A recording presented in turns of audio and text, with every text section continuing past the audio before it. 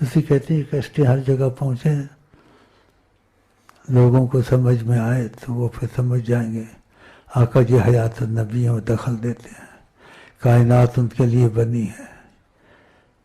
اور جس چیز میں دخل دیں اس میں رحمت آ جاتی ہے، وہ ہر چیز کو دیکھتے ہیں، ان کے دل میں یہ بات اترے گی تو کریں گے نا، اس لیے تم کو درود شریف کا کہا ہے کہ جو سلسلے میں ہے نہیں ہے اس کو بہت درود شریف بہت پڑھو، اور وضو ہو یا نہ ہو اجازت دی ہوئی ہے انہوں نے۔ تو آپ نے صحابی نے جب کثرت درود کا وعدہ کیا، آدمی کا تو فہمک و یغفر ذنبک،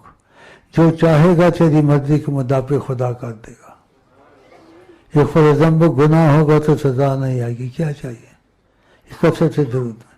سلسلے میں ہو نہ ہو اس کا ذہن بناؤ، بولو نبی جی نے بات کی ہے، تیرا ہر مسئلہ حل ہو تو درود شریف شروع کر دے، اور لوگوں سے تعلقات کم کر تاکہ تیرا وقت بچے تو پڑھتا رہے،